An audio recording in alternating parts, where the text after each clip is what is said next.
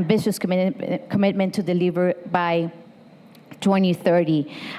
So basically, there is a strong connection. Countries could use this tool. It's a very dynamic tool that could assist towards achieving the MBSAPs, but also the NDCs, as well as SDG 14. So as you can see, there's a strong linkage, and I can mention many targets, but you all know them. 1, 3, 5, 10 comes to mind. But actually, it interconnects with all of the targets from the Global Biodiversity Framework. This initiative is led by the government of France in partnership with the Ocean Panel and is coordinated by WRI.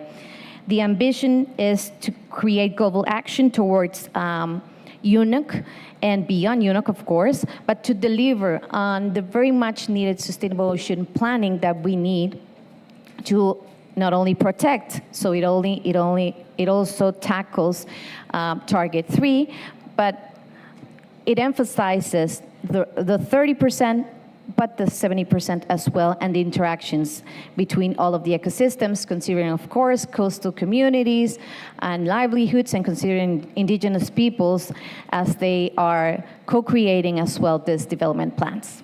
Thank you very much, Cynthia. And yeah, let's continue with Mr. Friedrich Faro. For more than 40 years, the Nansen program has been providing an opportunity for coastal developed countries to assess and manage their fisheries for a sustainable use of the oceans. In collaboration with 32 countries across Africa and the Bay of Bengal, the EAF Nansen program is committed to improving this fisheries management in line with the ecosystem approach to fisheries. So can you tell us how this long-standing flagship program is really enhancing those partnerships and synergies, including through capacity building and to support healthy ocean? I will certainly try. My name is Øyvind Dahl, and I'm representing Per Faro here today. He apologizes for not being able to attend. He had to run to another commitment. But I'm working with him in the department in Norway's Agency for Development Cooperation that deals then with climate, with nature, and oceans, forests, and energy. And thank you for the opportunity to speak today. And I've been fortunate to have time before this event, so I could listen in on the first segment as well. And it's inspiring to see how the ocean, how you connect the ocean issues, and how platforms like this drive us towards shared goals. The program, the Nansen program, as you rightly referred to, is a partnership for the oceans. It's bridging national, regional, and global efforts in sustainable use of ocean resources through implementation of ecosystem approach to fisheries management, basically. And then we have the modern research vessel. I think it's the second or the third version or the generation of it. And it's gathering data and building capacity on marine biodiversity in coastal states, currently outside Africa and the Bay of Bengal. The program brings together a number of partners. You mentioned 32, several regional organizations and global initiatives, including Global Biodiversity Framework, and the 2030 Agenda for Sustainable Development. And since the inception, more than 850 scientists have received training under the program since 2017, and 75 research surveys have taken place, inviting young scientists to receive hands-on training on ocean research. And we feel that it is actually delivering very relevant science to the overall ocean debate. So one example is that with national stakeholders and researchers on board, the vessel has conducted surveys of the waters off the coast of northern Mozambique to collect data and information on the resources in that area. And the expedition brought the attention of scientists and ocean enthusiasts both to increase knowledge and to raise awareness of the challenges it faces as a hotspot for petroleum exploration. And from this expedition, there is also an online book available that you can find. You can Google up the hidden beauty of the northern Mozambique seafloor. Research from the Nansen program has contributed to several marine conservation areas and the ecologically or biologically significant marine areas, EBSAs, in Western Africa and the Indian Ocean. And we feel that the Nansen program surely is a catalyst for global change, connecting national action with regional collaboration. Thanks. Thank you very much. So next speaker, Carol Martinez from Medpan. For the last 15 years, Medpan has been a key actor in different partnerships and processes in our region, the Mediterranean, for marine protection. But it has also been a relevant partner in the creation of a global network of marine protected areas manager networks and a global alliance for marine protection working with conservation trust funds. So what means for a regional network as Medpan, the opportunity to work globally with other regional and national agencies and institutions involved in MPA management, and how this is connected with your regional activity. What's the connection from the bottom with the managers till the global level? Thank you very much, Puri. Indeed, our regional network, Medpan, is making this very fundamental and instrumental link between the ground and the people acting for marine conservation in the Mediterranean region and the national, European and international level. In order to illustrate this important role, I will go through few examples, but tangible examples of our work. And I will start with, for instance, our forum roadmap process that is a very participatory process and that is allowing to mobilize all the people, all the stakeholders of the marine conservation in the Mediterranean region. And thanks to this very participatory process, all the stakeholders are actually translating global targets, European targets, in order to further define strategic objectives and recommendations. And you can see here the role of a network in terms of translating what is happening at a regional and international level in, I would say, more concrete words, more concrete strategic objectives that really resonate with the key priority at the regional level. Another important example is a partnership we have elaborated with a regional trust fund, Medfund, that actually Medpan can be seen as a godfather or godmother. And we are working closely with this trust fund, again, to be the most impactful on the ground and to address the very needs of the marine conservation stakeholders in our region. And for that, we are not only participating in the governance of this regional trust fund, but we are actually partnering in the JEF project, further actually supporting the stakeholders on the ground. And you can see here a few key figures of our impact. We have been able to support, in addition to the existing MPA, we are helping 20 more marine protected areas, and we are paying very much attention to the development of co-management in the region, but as well the gender approach. And you can see here through the figures that thanks to this partnership with a trust fund, we have been able to catalyze our activities in terms of capacity building, in terms of re-granting, and in terms of mobilizing the know-how and the knowledge from the ground to the political level. Another very important activity of our network is a connection with other networks, other marine conservation agencies. And you can see, thanks to this map, that there is already a global network of marine protected area managers. Thanks to the European Ocean Governance Project, we have been able to deploy a wide diversity of twinning activities in order to share our knowledge, to share our know-how, and to further catalyze cooperation, collaboration in other parts of the world.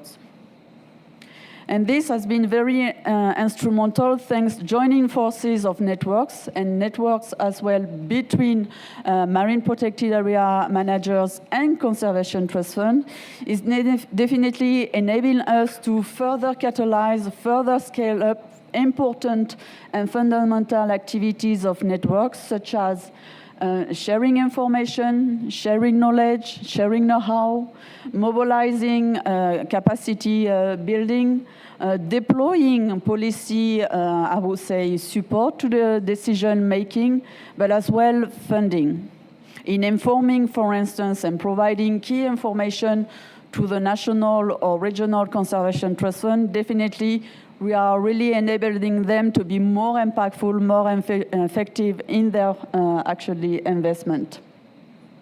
So this is why at the last World Conservation Congress in 2021, we have launched a global alliance for marine protection in order to further connect networks of marine protected area managers and networks of conservation trust funds.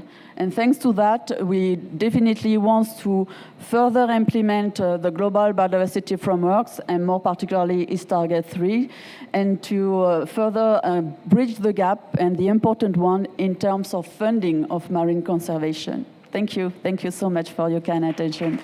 Thank you, Carol. And last but not least, Francis. Stop. The International Coral Reef Initiative is a global partnership for the preservation of the world's coral reefs and associated ecosystems. It was founded 30 years ago by 8 countries, and today has more than 100 members in 45 countries. Can you please tell about this work, this interesting work, and what you are planning for the future of these ecosystems? Thank you very much, Puri. So I'm happy to sit just here, so I have an eye on the timer, so thank you. I had a small presentation, but I'm not going to show it because it's not working, but it's going to make the presentation shorter. So first of all, I know like Ocean Day is a day of hope, of optimism. However, I can't start without saying like coral reef are in danger. We are currently experiencing the second global bleaching event in 10 years, the fourth one in the last 20 years.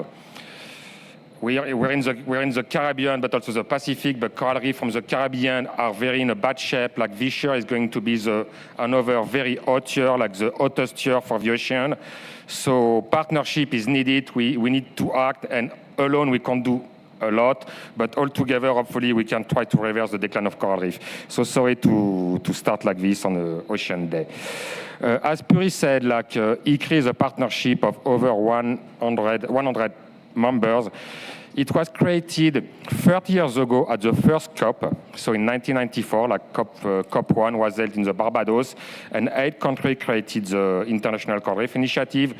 We have now more than 100 members, 45 countries, custodian of 75% of the world coral reef, intergovernmental organization, NGO, and private sector. Lately, more and more business are willing to join ICRI, which is a very good sign for the future. Puri, you should have kept the timer here. I'm just going to try to make it quick, but one thing I want to underline is ICRI is a unique and informal partnership. It's the only partnership working on coral reef, and it's also an informal partnership, which doesn't prevent us to work fine. Like a lot of documents that ICRI produce are acknowledged within the UN organization. We work very closely with the Secretary of the CBD. So not being formal is not an obstacle. Another important thing is we are connecting all our members together, and we are sharing knowledge, sharing information, sharing good practice. I think it's really a way to make sure your partnership is working fine. The last point was 3 good examples of what ICRI did lately and why the partnership is useful. So every 5 years, ICRI is producing the global state of coral reef. The last report was produced in 2020. We had 300 organizations provided data. We collected more than 2 million data. This was only, we were able to do this because of the partnership.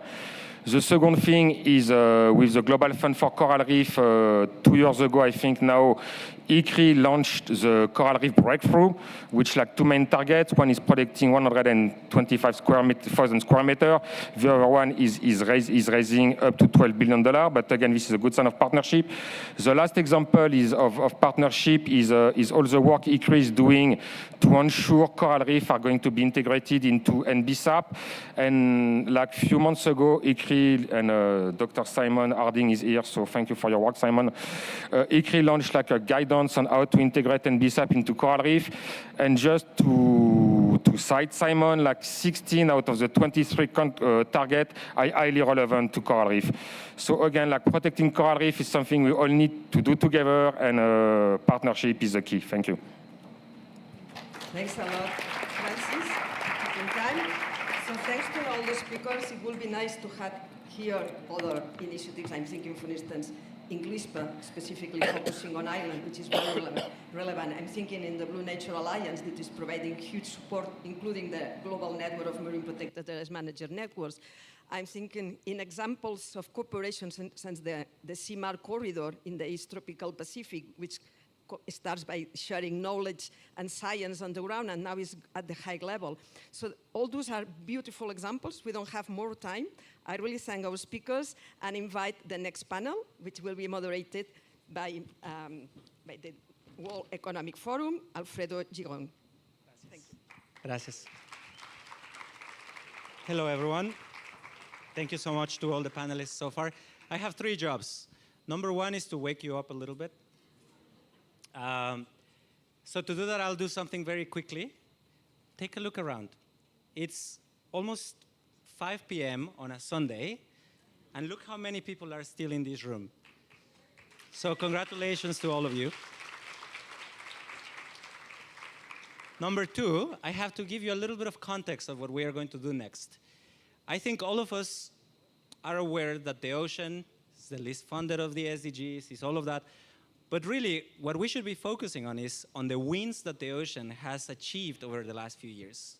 BBNJ, the Kunming-Montreal Global Biodiversity Framework, I'm blanking, the Fisheries Subsidies Agreement, many other things that have started to come online and that now we need to implement for real.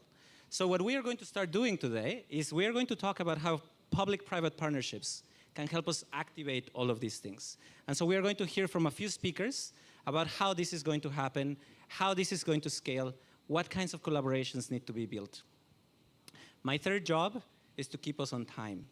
So if the panelists see me coming a little closer, that's my discreet way of telling you, can we close it, please? So with that, please allow me to welcome His Excellency Minister Arnoldo André Tinoco, Minister of Foreign Affairs and Worship of Costa Rica, to open up for us. Thank you so much. Gracias.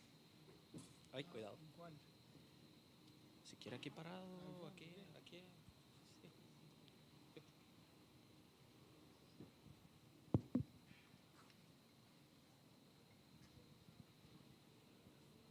Listo. ¿Quieres usar ese? Sí, sí. Ministro, sorry, I need to say this in English. Minister, thank you so much for joining us today. I would like for you to share with us the example that Costa Rica is setting to really tap into public-private partnerships and involving non-governmental stakeholders to achieve the objectives of the Global Biodiversity Framework. Thank you so much for joining us. Thank you. Happy to be here. Good afternoon, Excellencies, dear friends. Our sincere gratitude, first of all, to the World Economic Forum for convening this important and timely event. Nature-based and ocean-based solutions are central to address all interconnected crises. The threats of human-induced climate change and loss of biodiversity cannot be solved in isolation. Research from the Nature Conservancy and 15 other institutions found that natural climate solutions, including reforestation and coastal restoration, can provide over 1/3 of the cost-effective actions needed to keep global warming below 2 centigrades. We believe that part of the solution is to quantify what the ocean provides to our economy and promote the generation of capacities to promote the understanding of marine ecosystems, their relevance and value for society. In order to tackle the interconnected crises, we need a whole of society approach and a unified international community. Since January 2024, Costa Rica has been working with the Global Ocean Account Partnership in building capabilities with the public and private sector and the academia to construct its first ocean account of mangroves. Moved by the great importance of this effort, an important announcement was made this past June during the Immersed in Change event to have the first fully integrated ocean account by 2030. We have successfully convened all interested parties to work together and have developed the first extension of ocean account for the mangroves of Nancite and Naranjo in the province of Guanacaste. We will continue to work on the prioritization of the accounts to be developed, collaborate with national and international stakeholders for funding and data collection, and develop a detailed roadmap for Costa Rica integrated ocean accounts for 2030. According to the system of ecosystem, environmental, and economic accounting developed by the United Nations, an ocean account allows us to measure A, changes in the extent and condition of the ecosystems and in the associated flows of ecosystem services. B, changes in the richness of the ocean. C, ocean-related incomes and the well-being of different groups of people. D, ocean-based economic production. And E, changes in the way the oceans are governed and managed. All these measurements are key inputs for better and adequate management of the ocean, their governance, coastal zones, as well as the planning of the development of economic activities dependent on the ocean. As an international community, we should maximize the synergies of our work to achieve our foreseen commitments through a common 2030 Agenda for Sustainable Development, the Paris Agreement, and the Global Biodiversity Framework. Therefore, Costa Rica calls on all its environmental and development partners to join this effort to better understand and manage our marine environment for the future of our people. We also make a call for action to other countries to join in the ambition and participate in an event to be held in Costa Rica on the first quarter of 2025. This joint event with GOAP will not only serve as an introduction workshop for neighboring countries interested in starting the journey to have at least one ocean account, but will allow Costa Rica to develop an implementation plan to achieve Costa Rica's ambition for 2030 with the support of experts and world leaders in ocean accounting and management, and engage a group of donors committed to supporting Costa Rica's 2030 ambition, with the goal of announcing the first commitments to the UN Ocean Conference in Nice, France, June 2025. We encourage all countries to submit formal commitments for the development or advancement of their own ocean accounts aimed at sustainable ocean management, to be announced as a group commitment at UNOC. Thank you so much. Thank you so much, Minister. Hello. Hello. Perdón. ¿Cómo? Perfect. Thank you so much, Minister. Muchas gracias. Thank you so much. Just to reiterate, the importance of the global ocean accounts and the accounts in general is that it allows us to engage more than governments. It really needs everyone to be at the table and to be thinking about how we deploy that and how do we make it into action. Thank you so much again. So now let me invite the three next speakers. Benj Sykes, the Vice President of Offshore and the Head of Offshore for Ørsted. It is a lot, sorry. Camille Macler, Finance and Biodiversity Specialist for BNP Paribas. And finally, Juliana Suso, Chief Sustainability Officer of Interconexión Eléctrica, Grupo ISA. Thank you so much for joining today. I will let you take a seat.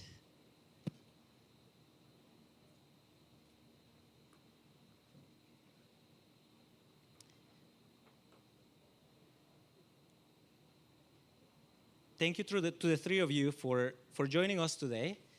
As you can see, now we move into the private sector part of this section. And really, what we're trying to bring to the light here is the opportunities for public-private collaboration. And so the first question that I have for each of you is related to today's and this week's events. How is each of your organizations contributing to achieving the Global Biodiversity Framework in the context of public-private partnerships? Let me start with you, Benj. Thank you so much for joining us today. Thank you very much. And it is great to be speaking after a gazillion hours of people being spoken at. I hope you're all awake. And to quote Monty Python, now for something completely different. We've had some fantastic talks, really big picture talks about collaboration across massive organizations, all these different bodies. I'm going to be very simple. I'm just going to talk about what we, Orsted, are doing in partnership with others to deliver net positive biodiversity, improving the environment. And it is much more shrinking down to the microscopic. So it will be different. And I will be brief, you'll be glad to know. One of the things that we are doing at the moment that you've probably heard about is our commitment to delivering a net positive biodiversity impact in all the projects that we build from commission from 2030. No mean feat when most of them are in the ocean as offshore wind farms. So we are running a whole load of biodiversity pilots, 25 of them. My colleague Rennie somewhere here mentioned them earlier today. I just want to pick out a couple of them because they're really good examples of working in partnership to deliver the toolbox of solutions that we're going to need in order to deliver that net positive biodiversity. The first one is in my home territory of the United Kingdom. It's called the Wilder Humber Project, and we're delivering that in partnership with the Wildlife Trust in Yorkshire, the Wildlife Trust in Lincolnshire. It's a true collaboration with third sector organisations, but also with the public sector, because we're using it to bring particularly younger children and mid-school children along to reconnect with nature. This is a project that's putting in 500,000 native oyster, it's putting in several hectares of seagrass. It's a whole ecosystem scale restoration of a massively degraded part of the UK coastline. A really powerful connection into local communities, local society. The other one is on the other side of the world in Taiwan, where we are trying to grow coral larvae to adulthood by attaching them to the legs of wind turbines in the ocean. If that sounds pretty challenging, it is. Do go and have a look at some of the information on our website. But again, a real partnership, this time with academia, with local and regional governments, and again, with schools. It's amazing how much the move to deliver positive biodiversity outcomes really connects with society and connects with children in particular who really care about the ocean. So just two examples there. I'm going to stop because I like to do things ahead of schedule. That's what we do. Thank you so much. You know, thank you for putting it so clearly that public-private collaboration is not only with the government, it's also with society. And thinking about it's crucially with society. That I mean, we have to collaborate with government. We love government, there may be some of them here.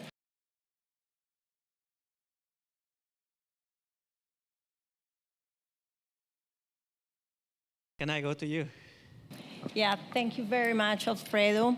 First of all, I would like to begin with how many of you have been able to go to the Jaguar water fonts that are around the town? Okay, well, and you probably received this when you enter the convention. Well, I'm going to talk, and you probably are thinking, why are we talking about jaguars if we are talking about the Ocean Day, right? Well, let me start thinking that this is a program, and the company I belong to has a large presence in Latin America. And this is a program that we started almost 8 years ago with the purpose and the commitment to really go very fast forward in contributing to the global agenda and really managing the most important risk of all, which is climate change. 8 years ago, we started already. We have very strong results, almost 500,000 hectares of conservation around Latin America, as well as a very strong contribution in terms of CO2 reduction, thinking about how we contribute this to the planet, given that we are already carbon neutral in all our operations. So what I would like to address with this is, even though this is not an ocean program, what we are really eager to do is how we can scale up our program, how we can take our learnings of 8 years of really contributing, working with communities in deep, and really learning from them how to do conservation properly and really bring into the market, to the voluntary market, high integrity and quality carbon credits. How can we translate this knowledge that we've created and translate it into blue carbon? This is our purpose. Our projects are not really near the oceans, but it doesn't matter. Our purpose is really contributing to reduce and to improve our presence in order to contribute to the world.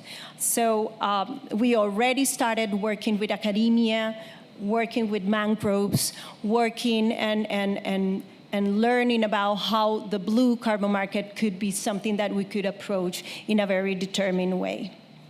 And Alfredo, just to say that one of our purposes is actually working with many allies. The private companies should take a step forward, and we should be part of this discussion in a more hectic way. So we act as activists, and we like that because we understand that we need to manage the risk, but we understand our responsibility on doing so. Juliana, thank you so much. Just to highlight that you brought up another set of stakeholders, academia. And that's another collaboration that is really essential, especially as the private sector participation in these events continues to increase and in a responsible way. And the way to do that is to trust academia, to trust society, and to build these things together. Thank you so much. Thank you. Camille, thank you so much for joining us. Thank you very much. Can you hear me? No. No, okay. Can you hear me? Yes. BNP Paribas is a global bank that delivers financial services to individuals, companies, governments within the global economy into which we live. Several years ago, the group, BNP Paribas, acknowledged that it has an important role to play in taking action to address the crisis of nature loss that we all are aware of. And we acknowledge this in collaboration with and amongst a group of other leading organizations. We recognized that biodiversity loss is related to the various drivers that the IPBES identified, and therefore, using those drivers of nature loss, we adopted and published positions on biodiversity and a position on ocean that guide the way we engage with our clients in the financial solutions that we provide. Addressing IPBES drivers mean that in the various sectors into which we invest, and many of those are very relevant to the blue economy, such as shipping, fishing, aquaculture, infrastructure, but also various industries which through pollution, plastics, and other externalities impact the ocean. We have acknowledged that working with those clients in those sectors, we can and we are encouraging them to shift their business models towards models that contribute to protecting, to restoring nature, to shift towards into this ecological transition. I am also proud, modest, I think we should be, because we are still at the beginning of a journey, but I am very proud to also underline that BNP Paribas works towards impact investing in supporting innovative businesses and actors that contribute to the protection and restoration of nature and of the ocean in particular. And this includes the partnership, the Blue Alliance partnership that we announced a little while ago at the ICRI Pavilion, which is an alliance to support local community livelihoods within the framework of marine protected area management.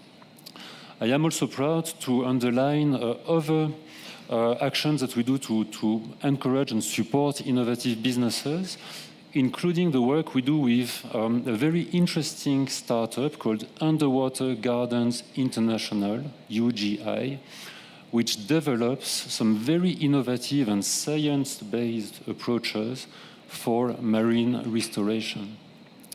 All this in a nutshell to say that, again, we are at the beginning of a journey, but we are very hopeful that by supporting those players, by engaging with our clients, we can play a role and contribute to implementing the global biodiversity framework. Thank you. Thank you very much. One more, thank you. One more group that you are bringing to the table, entrepreneurs. I think extremely important for us to have an entrepreneurial mindset as we try to deliver on all of this. There's no way we already have all the answers. We really need to come up with some of them from scratch. We are running out of time, so I'll ask you to please keep this one to 2 sentences, if you can. And the question is very hard. What do you, as private sector representatives, need from everyone else in this room to support and accelerate that ambitious objectives that you have to contribute to the global biodiversity framework? Let me start with you, Juliana. Thank you. One of the points that I think are critical is that when we are companies that are doing the right thing, we unfortunately, in certain times, lose the possibility to win projects.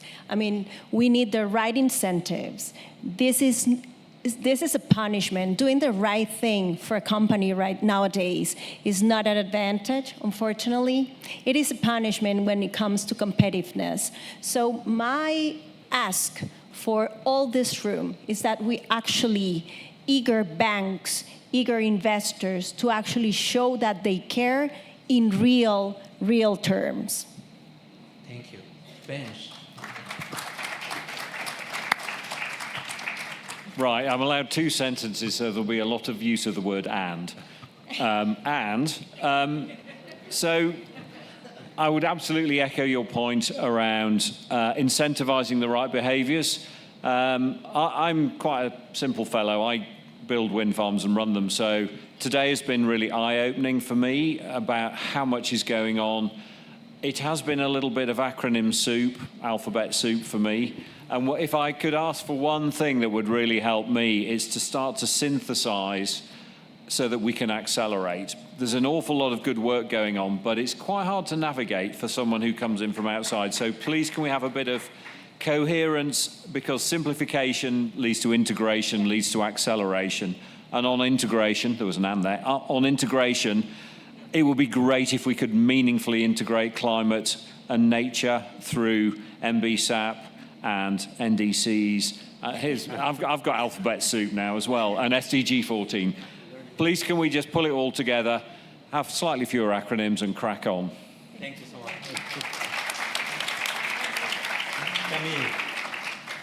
Camille. I will try to conclude this session, perhaps saying that as individuals, as friends, as parents, as citizens, we can not only change the way we consume, live, and impact more or less nature, we can also influence society, the economy, and economic actors.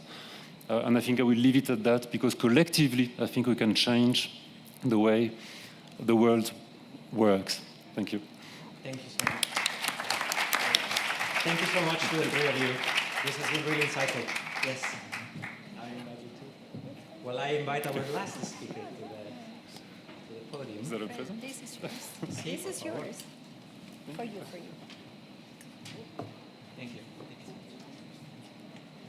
Muchas gracias.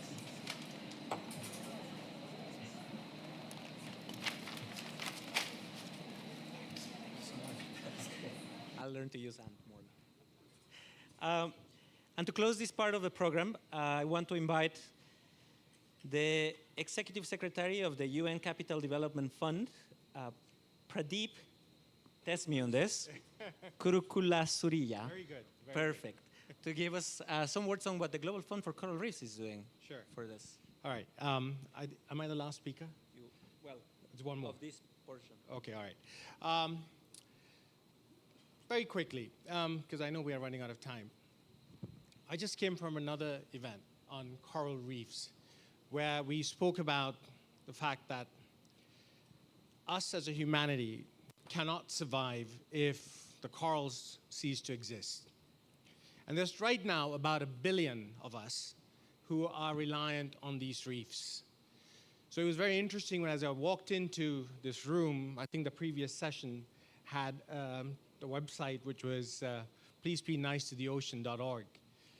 And it struck me because we are talking about an existential crisis here at the end of the day. And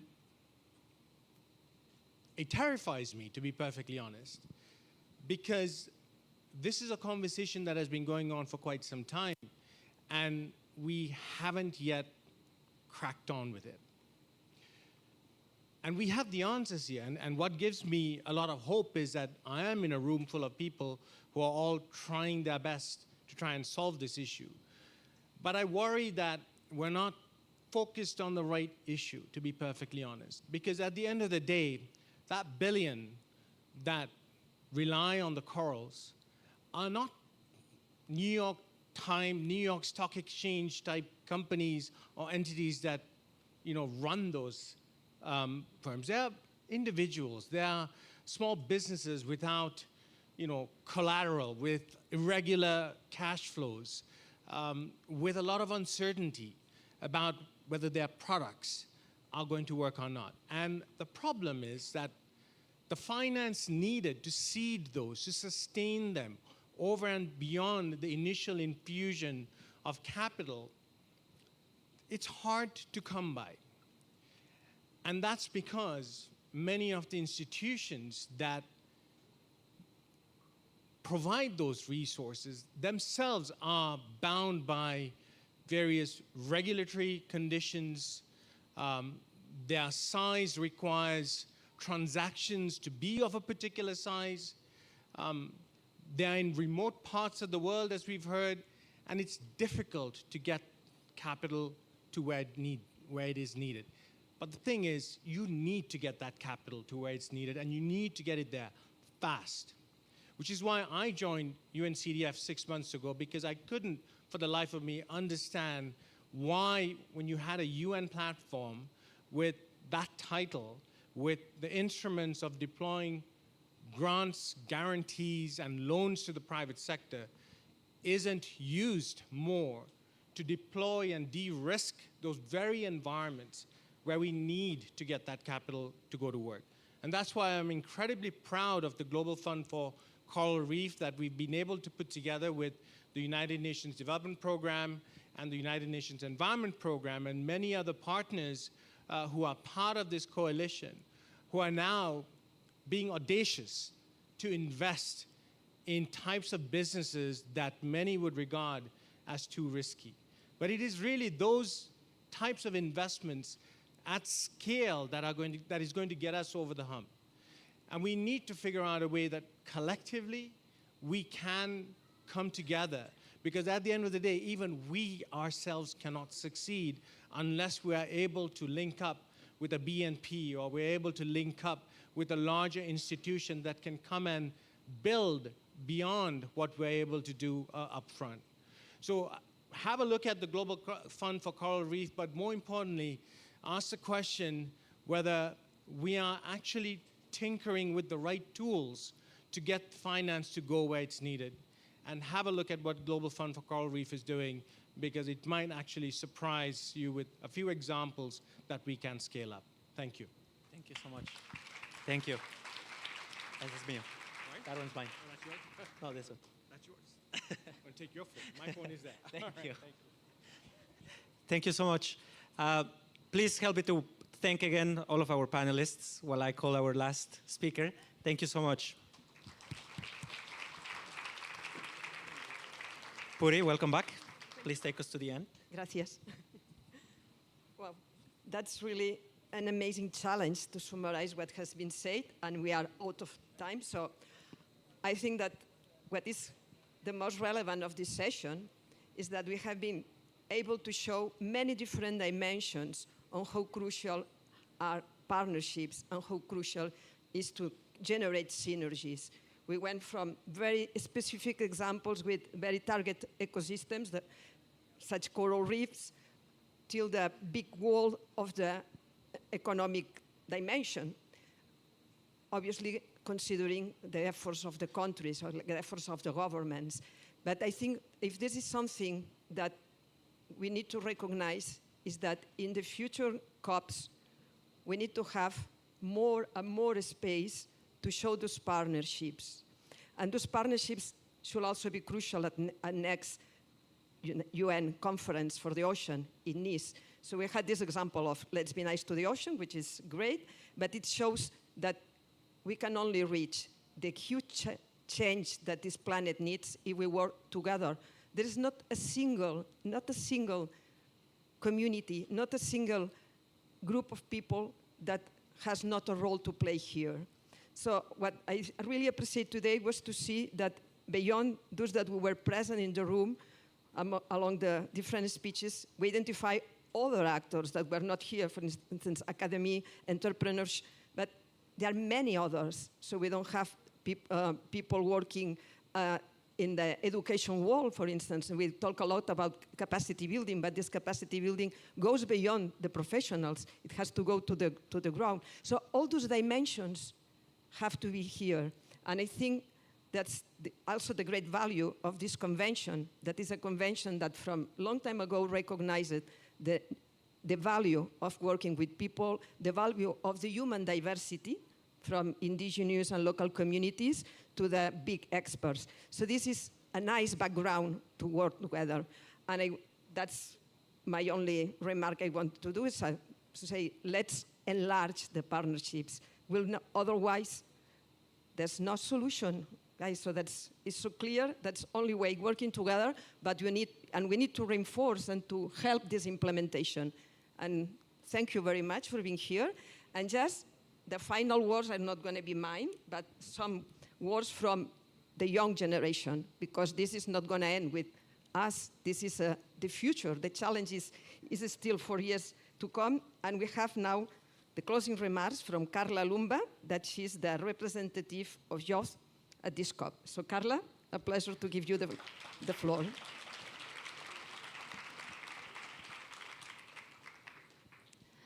Good afternoon, everyone. My name is Carla Lumba, and I think that's quite obvious with the big screen behind me. But yes, I'm the youth representative of the Global Fund for Coral Reefs, hosted by the United Nations Capital Development Fund. Firstly, it's an honor and privilege to be here today in the company of the global ocean community. As a young person from the Philippines, I stand here advocating from a place of deep personal stakes. The partnerships and innovation I've seen today inspire hope for what's possible when we come together. And now the true test lies ahead. And that's how do we leverage momentum to deliver lasting change and deliver lasting impact. As we stand on the brink of opportunity, we are not just here to exchange ideas or to reflect on our achievements. We are also here to chart the course forward. Because the reality is that for too many, this isn't just about policies or programs, but this is also about survival. Right now, as I speak, A person my age is starving because the fish they once relied on have disappeared. Another may be forced to leave their coastal community, their family, generations of traditions, simply because they have to head for the city in search of a job. And some won't even live to see my age, as they suffer from the ground beneath their feet literally disappearing, and because of the rising ocean that swallows their home. And so when we talk about future consequences, we sometimes forget that someone's worst climate emergency is already someone's constant reality. And every minute that we delay is a life forever changed. And so we need more than promises. We need action. We need an economic ethos that nurtures a sustainable blue economy and delivers tangible impact. And we need leaders who understand that the stakes aren't just high, they're life or death. Without scaling up our efforts and reinforcing partnerships, we risk falling behind on the targets that are critical to protecting our ocean.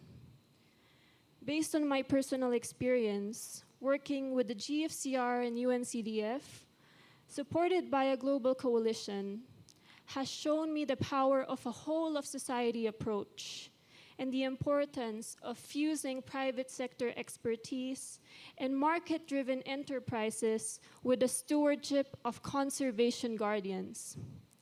It has shown me that while the scale of the challenge is vast, it is not insurmountable when we come together across cultures, generations, and sectors. And with continued momentum, we can achieve even more. As we align our strategies with the GBF, the BBNJ Agreement, and the Paris Agreement, we must not only forge powerful partnerships, but also elevate the leadership of local communities, indigenous peoples, women, and youth. My presence here today as a young person is a sign that ocean trajectory is on the rise, and it must keep rising. The global youth community can never be silenced. We are stepping up to turn the tide, and across the world, young people are building a blue economy that nurtures rather than exploits our ocean. But this work cannot rest solely on the shoulders of the youth or the few dedicated guardians such as those that we heard from today. And so I call on leaders and policymakers to urgently accelerate action with unwavering political will. We need an immediate scale-up of climate action and conservation strategies to safeguard our vulnerable ocean ecosystems from irreversible damage.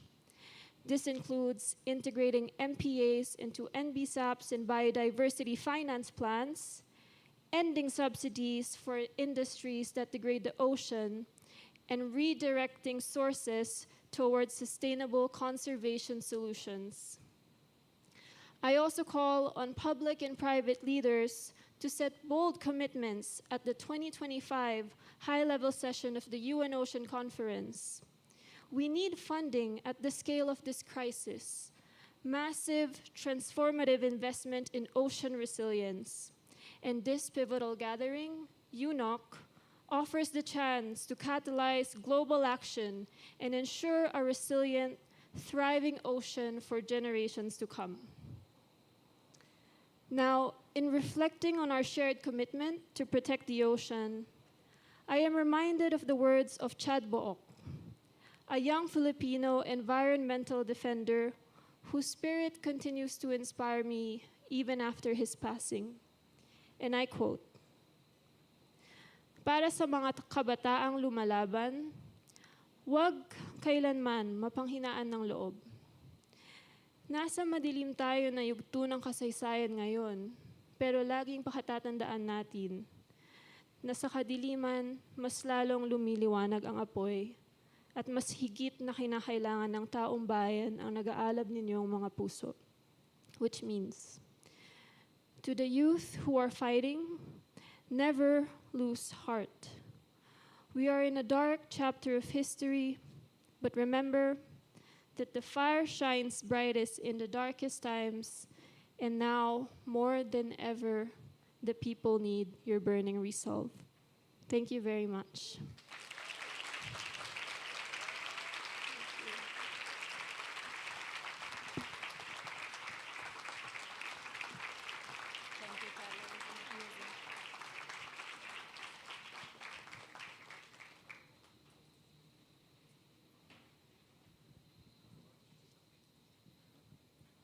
Thank you so much. Wow, it's a fantastic encapsulation of what we need to do and where we need to go.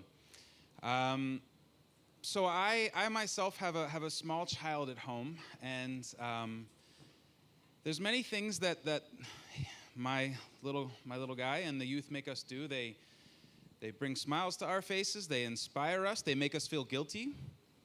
They wake us up, which is what we need right now.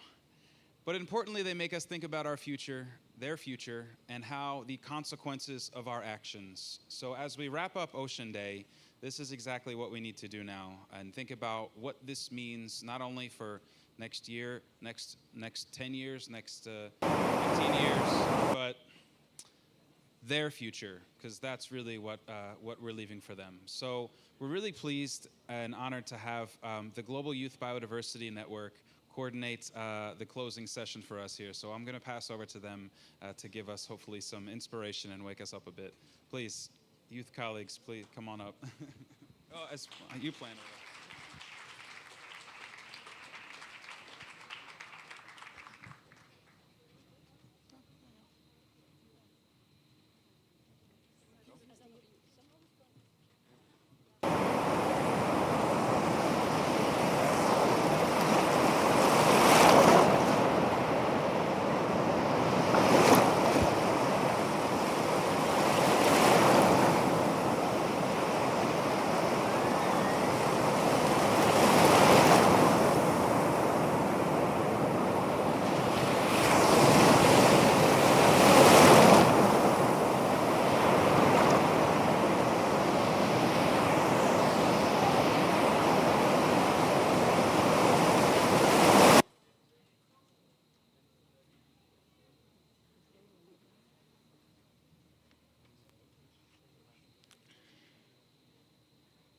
Good evening, everyone, and welcome to the closing event.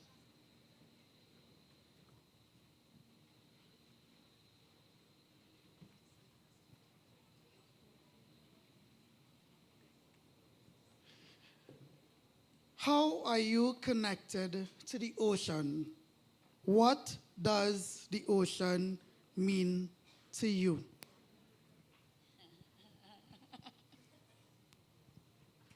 Well, I'm actually working for an organization that's main goal is to protect the high seas and to get the 60 countries to ratify the high seas treaty so that it can enter into force.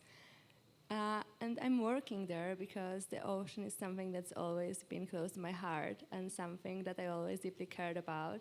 Even though I'm not from the ocean region, I'm from the landlocked country, almost. I mean, yeah, it's not like I'm from the Pacific Island or something. Yes, but yeah, I've just always loved traveling and seeing how beautiful the ocean is around the world, and yeah, it's just something that's really close to my heart.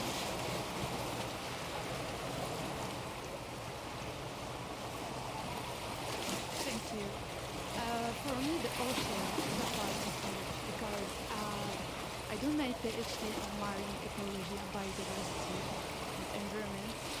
And also in the same time, I'm part of early oceans professionals in Europe when I'm responsible of capacity building with another youth of that's it.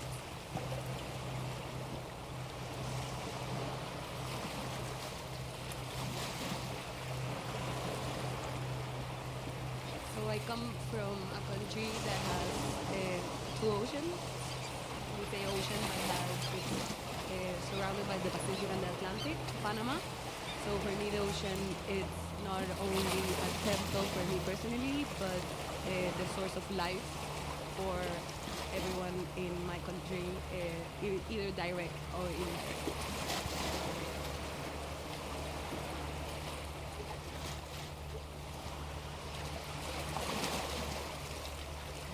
Hi to everyone. My name is Jocelyn Brian Arboleda. I came from San Andres Island, and my relation with the ocean is from my barn.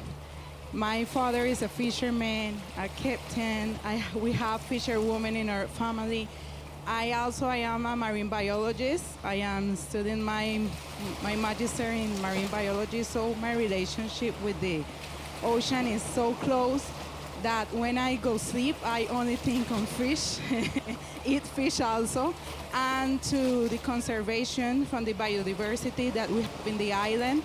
We are the third reserve, the third marine reserve, and we have declared from the UNESCO from 2000 is the seafloor marine reserve. So my relationship with the ocean is life. The ocean for me is so important that if we don't have no fish, we don't have no reef, the community or Rizal community. I came from an ethnic community. We are Rizal, and we need the ocean to live and to continue to give the other generation something that they need, like protection, food, and also the local community have a hard relation with the ocean. But for me, this space and also the work that all of us are doing is to provide the next generation food, protection, and work forward to our generation that we have now. So thank you very much.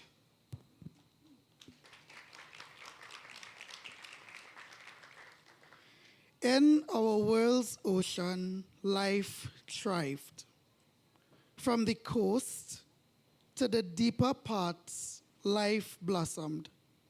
Above and below, the coast embraced a web of existence. From every coral that sways gently with the currents, its branching arms reaching like delicate fingers towards the light. To every whale singing and swimming in grace, despite its size. To the smallest plankton glowing softly in the moonlit tides. The ocean spoke, a sound of life intertwined of ecosystems in harmony, sustaining all who depended on it. For centuries, we lived in respect and reciprocity with the seas. Every wave was a conversation, every catch a gift. We treated the sea not as a resource, but as kin. Indigenous peoples, fishers, coastal communities, they knew that life was a delicate balance between giving and receiving. And through this kinship, we found joy, livelihood, and identity. But slowly, without us noticing, the tide of our values began to shift. Our connection to the ocean, once anchored in respect, started to unravel. The sea became something to extract, exploit, and profit from. Bit by bit, we drifted further away from the tides that once called us home. And so, with our growing distance came destruction. Human activities left scars. Plastic drifted in the currents, oil spread across waters, and fish stocks dwindled. The ocean, once teeming with life, cried out under the weight of neglect. The vulnerable have become more vulnerable. Women, children, youth, and indigenous peoples. Those who have lived closest to the ocean have felt the brunt of marine degradation and climate change. Their stories are too often ignored. But they carry the wisdom and urgency that the world needs to hear. And species, some too small to notice, others too majestic to lose, began to vanish. The once vibrant web of life started to fray, and with each loss, our own survival grew more precarious. But as we stood at the edge of crisis, the realization came. It is not too late. We must stop patching the symptoms and confront the roots of the problem. We need bold, transformative action. The world must rise to the challenge.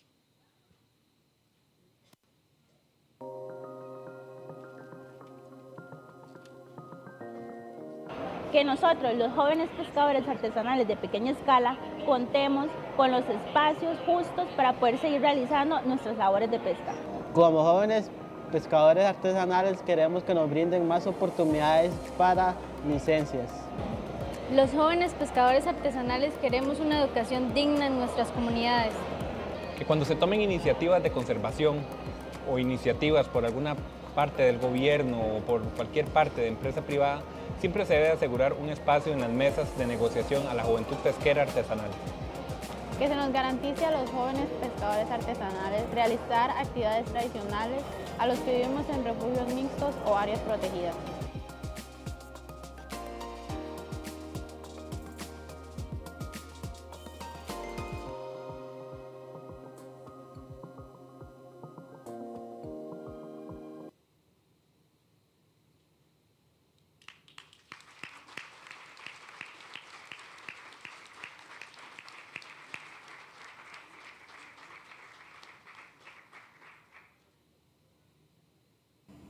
So, hello everyone. So, I'm Gatra Banda representing GYB in Sri Lanka. So, what we are doing here is basically we do a lot of awareness campaigns with our partners targeting the local communities, because one thing we are trying to minimize is the ocean pollution, because Sri Lanka is one of the top 10 countries that pollute the ocean most. So we need to reduce, because there's no waste management plan here. And at the end, everything goes to the ocean. And also another thing that Sri Lanka as island nation faces is that we are experiencing sea level rising right now. There are some parts in southern Sri Lanka and the eastern Sri Lanka that the sea level is rising, and that's affecting to the indigenous communities living in those areas. So we also use awareness and do other things to mitigate these negative effects. Thank you.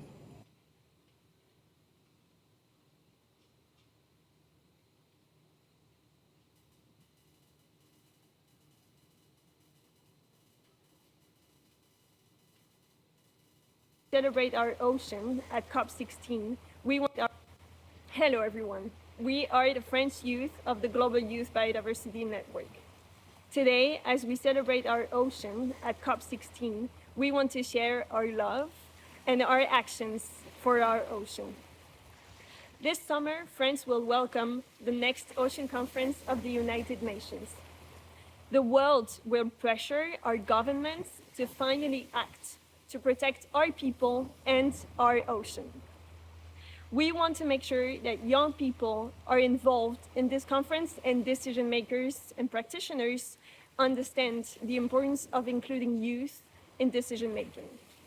So together with fellows from Youth for Ocean, Sustainable Ocean Alliance, the UN ECOP program, and many other networks, we are getting ready to make sure that youth gets to fairly participate and engage in this conference and in shaping the future of our ocean. Want to protect the ocean too? Then join us. Reach out to the Global Youth Biodiversity Network and the French chapter. Hello, everyone. Leaders, free to clap. That was an awesome presentation. So leaders, activists, indigenous voices, and youth have come together at COP16 to decide the future of our planet. Conversations have begun and agreements are on the table, but the real work starts beyond these walls. It is not just the words spoken here today, it is the actions that we take tomorrow. Youth are stepping up. The leaders of tomorrow are already here today. They are taking action, holding governments accountable, and creating the solutions the world needs. But they cannot do it alone. We need each and every one of you.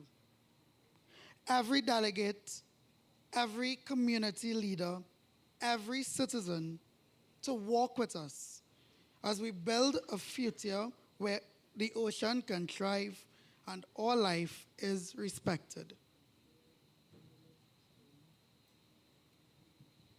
At the Global Youth Biodiversity Network, we have prepared the youth priorities that we want to present here today.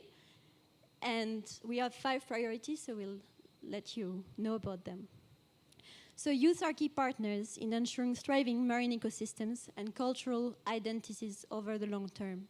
Intergenerational equity should be enshrined in all decision-making processes. Our first priority is to ensure the full, equitable, inclusive, effective, and gender-responsive representation and participation in ocean-related decision-making processes and implementation at all levels and for all rights holder groups. This means indigenous people, local communities, women, and youth. We want to ensure a human and nature rights-based approach to conservation and ocean management. We want to integrate the multiple relational values that we heard about at the beginning of the sessions that we all, right holder group, share with the ocean. We want to improve cross-country collaboration and the integration of ocean governance, making sure that what we've learned here in the CB processes also helps under the BBNJs, the climate COPs, the international seabed mining authorities, all the regional fisheries management organizations. And we want to make sure that right holder groups have a way to engage in these processes. Finally, we want that all youth and all non-youth have access to quality, transformative education. In particular, we want that youth from local coastal communities, indigenous and Afro-descendant communities are given support to be able to work within their communities and attend higher education. These have been prepared through the consultations we've been running through the Global Youth Biodiversity Network that also include indigenous people and young from the local communities. As we look ahead to the 2025 UN Ocean Conference that is themed accelerating action and mobilizing all actors to conserve and sustainably use the ocean, it is crucial to carry forward the momentum of this COP or the climate COP to ensure the meaningful participation of youth in these processes. We want that we invest in youth, that we support youth through targeted, meaningful capacity building, but also direct funding that to ensure that can achieve their critical role in achieving the effective implementation of the global biodiversity framework and continue accelerated, impactful, youth-driven actions. Thank you very much.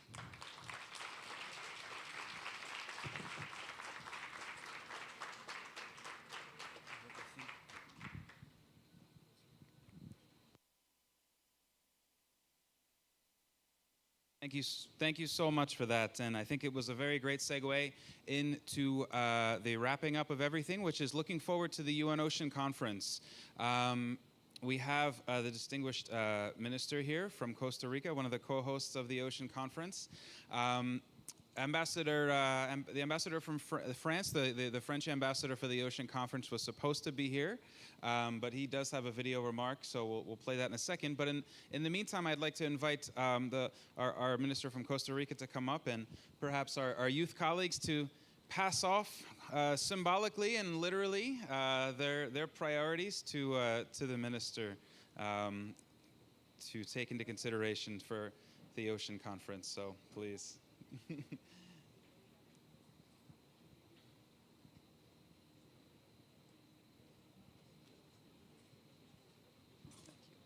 So they're going to pass off.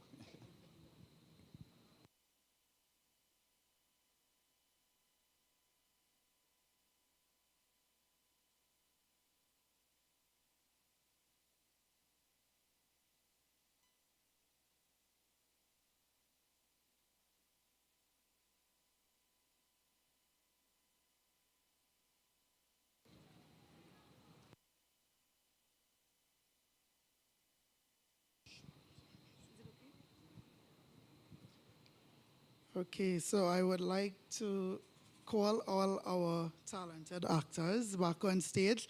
If we can give them a round of applause. We are from the Global Youth Biodiversity Network, and we will just like to do, a brief action with you all to help ground you all to the discussions that we have today. And of course, we would also invite His Excellency to also join us. So before we want to invite everyone to please stand if you can. And I want you to take your right hand and put it on your chest to feel your heartbeat. And in feeling your heartbeat, I want you to make a commitment, not just in words, but in action, that as we leave this hall today, that we are going to carry forward with the spirit and respect for the oceans and the communities that depend on them. And I want you to look at the person next to you. These are your allies in the work that we are all doing here. And so, knowing that we have allies standing by our side, we will all live with hope, and that the ocean will continue to sing for our future, which is still ours. Thank you very much.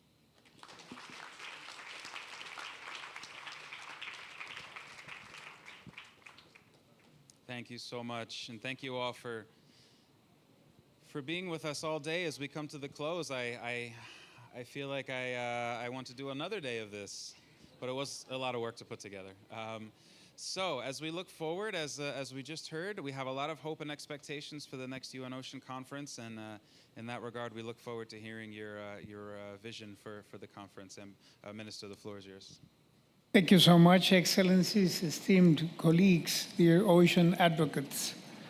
After robust and thorough discussions during the commemoration of Ocean Day at this Biodiversity COP, we celebrate the recognition of the relevance of the ocean for the conservation of biodiversity.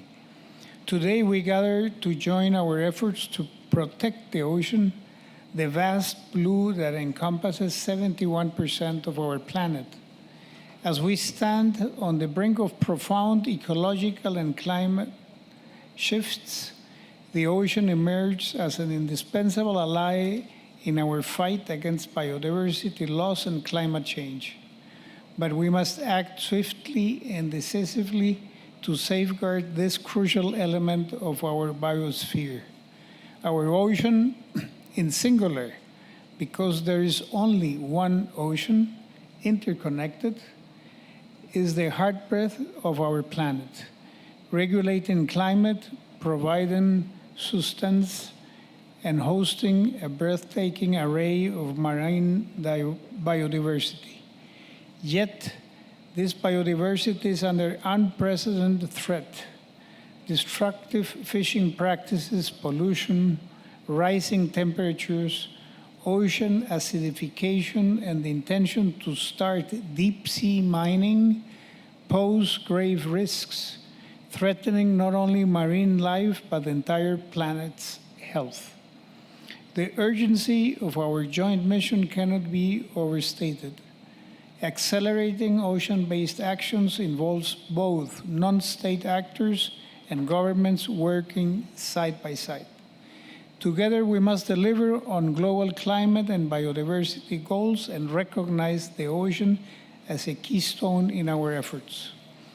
By harnessing the full potential of the ocean, we can chart a pathway towards a future where emissions are drastically reduced, biodiversity is robustly protected, and blue economies thrive sustainability.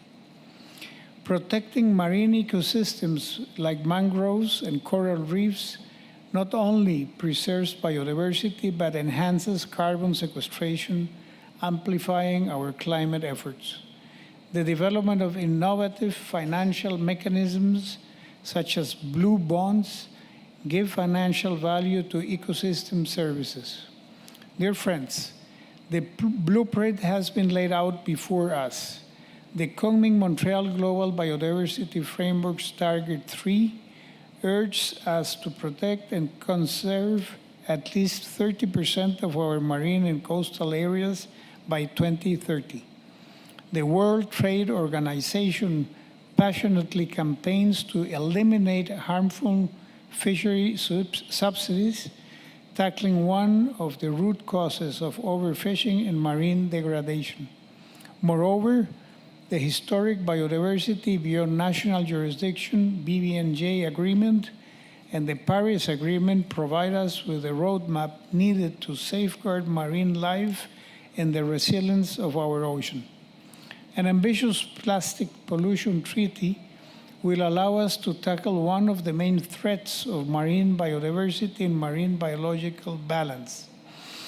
As we navigate the complexities of international policies and frameworks, it becomes increasingly clear that our efforts to save the ocean must be as interconnected as the ecosystems we want to protect.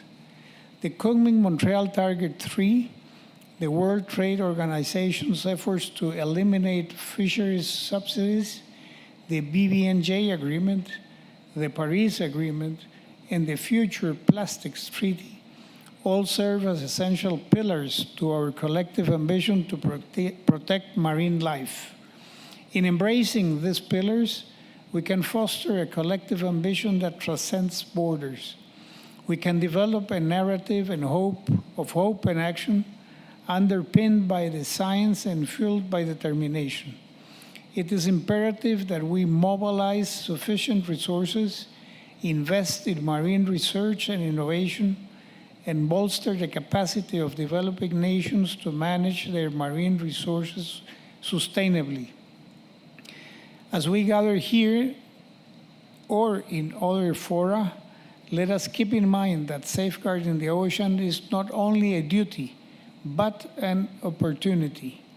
We invite you to actively participate in the upcoming UN Ocean Conference to be hosted by Costa Rica and France in 2025 in Nice, where the international community can renew its determination through the proposal of new action-oriented commitments that, together with the UNOC Declaration, will become the Nice Ocean Action Plan. Let's embrace all opportunities to protect, sustainably use, and restore the marine biodiversity on which countless livelihoods depend, to fuel economic growth in a manner that respects ecological boundaries, and to create a legacy that future generations will inherit with pride and gratitude. The ocean, our blue lung, needs us to work together to help forge a resilient, vibrant, and sustainable future. Let us answer its call with unwavering resolve. I thank you.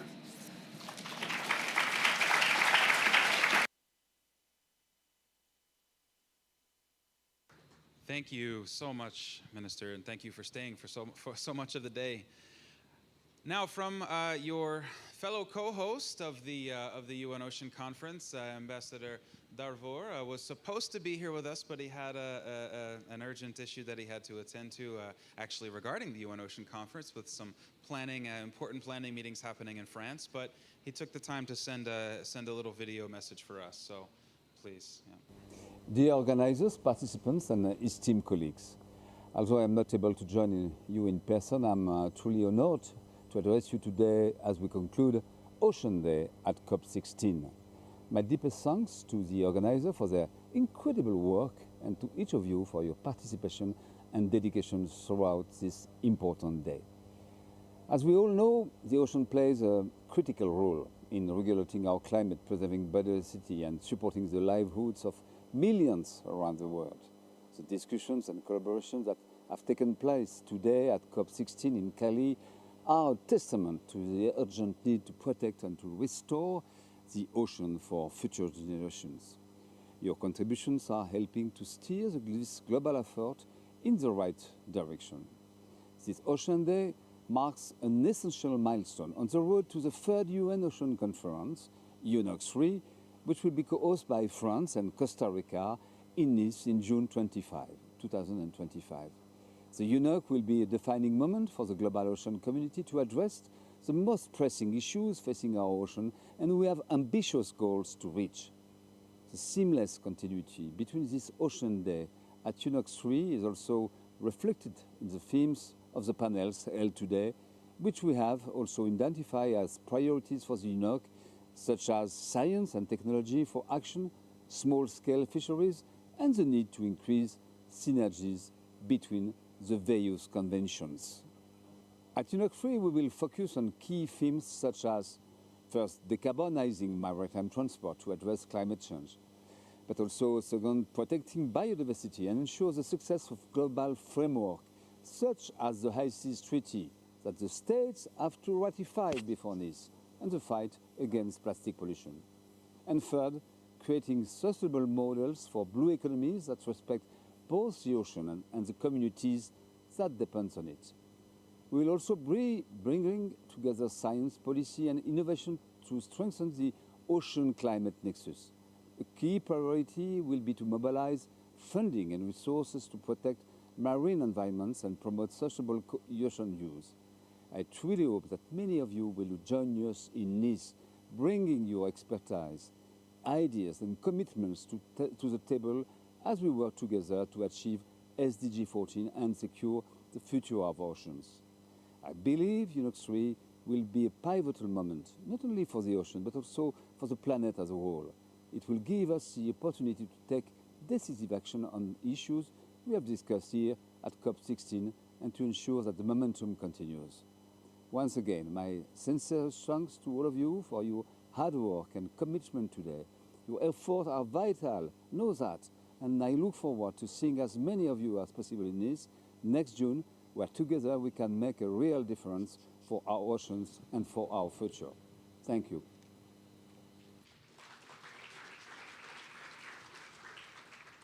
Great. We've covered so much ground or water today. And just to sort of attempt to wrap some of this up, we've heard that you can't separate people from the ocean. We've talked about the critical role of indigenous peoples and local communities as stewards that we need to support, respect, and empower. We've talked about taking up the invitation from fishers to be more involved in partnership and partner together in biodiversity discussions, but also to evolve how we talk about issues and to try to speak their language. We've talked about respecting the knowledge and the right and upholding the rights of local and small-scale fishers and empowering them for what they already are doing and what they know how to do, which is to take care of the oceans. We talked about how nature was created really to look after itself, and it is through our unsustainable activities that is upsetting the balance. We've talked about the importance of holding up successes in sectors and users, but also confronting bad actors and acknowledging failures, but avoiding painting sectors and users with a broad brush. We heard how the ocean in many ways is like a home, and like a family in a home, everything is interconnected. Impacts in one room affect the other in the whole house, and how in some ways that house is becoming increasingly crowded, dirty, and messy because of unsustainable human activities. We heard about how through the breakthroughs, and we have blueprints in different sectors and areas and issues, tourism, shipping, renewable energy, aquatic food, mangroves, seagrasses. We know what needs to be done in many of these areas. We heard about how new technologies and approaches are helping to democratize science and provide data for the solutions that we know we need to implement. We talked about how we can better use the data that we have and the strengths that we have at hand, in particular and especially from indigenous people and local communities. We talked about how we can leverage institutions, networks, and private sector partnerships. And importantly, we finished by considering carefully what we owe the future, but not only what we owe the future, but recognizing how much they are already contributing and helping them to play this role, partnering with them and scaling this up. So just to give some final thanks to all the sessions and all the organizers, and I'm going to name them because there's so many and you might not have caught this, but for the people in the ocean, the session leads FAO, IUCN, FEG, and SPREP. I'm going to use acronyms because otherwise it would take forever. And the partners, Kuapa Solidar, ICSF, IOC UNESCO, the Office of the High Commissioner of Human Rights, GIZ Germany. For the Connected Ocean session, coordinated by the Global Ocean Biodiversity Initiative, and contributors, the International Whaling Commission, Convention on Migratory Species, Global Island Partnership, SPREP, WWF, and IUCN. The Ocean Climate Talk Show, led by the Ocean and Climate Platform, appropriately, WWF, WRI, IUC UNESCO, CMS, and GIZ. Science Technology for Action, led by IOC UNESCO, with partners UNEP, the International Seabed Authority, and GIZ Germany. The Synergies and Partnerships for Impact session, which was led by the Global Network of MPA Managers and the World Economic Forum, and contributed to by Dualos, FAO, the Global Ocean Alliance, IUCN FEG, UNEP, the UN Office of Drugs and Crime, WRI, the Global Fund for Coral Reefs, and the International Coral Reef Initiative. And our closing session, as we just saw, coordinated by the Global Youth Biodiversity Network with support from Communications, Inc. Also, sincere thanks to the Ministry of Oceans and Fisheries of the Republic of Korea and to the French Biodiversity Agency for providing the funding for this event. I'd also like really to acknowledge, and I'm going to ask them to stand, my fantastic collaborators at the CBD Secretariat who've really helped to make this happen. Marketa Zakova, Jackie Grekin, and Johanny Martinez.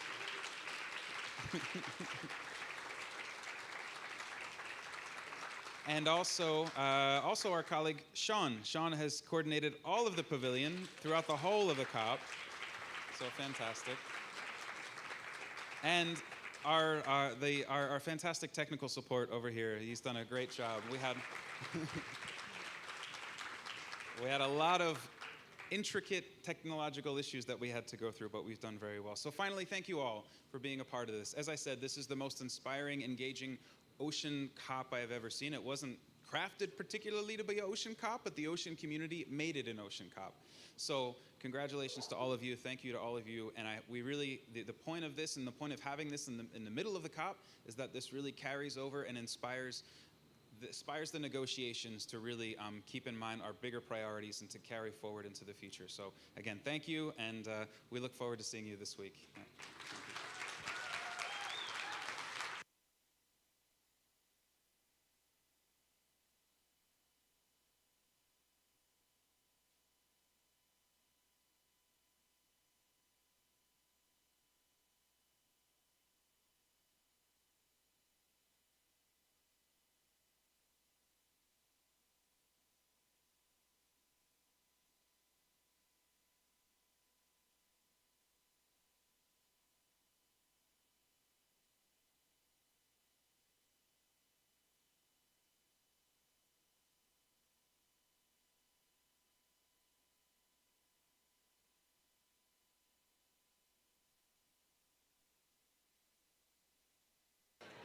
We say?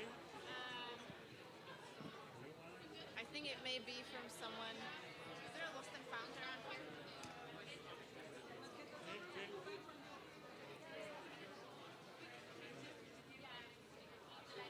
I'm sorry.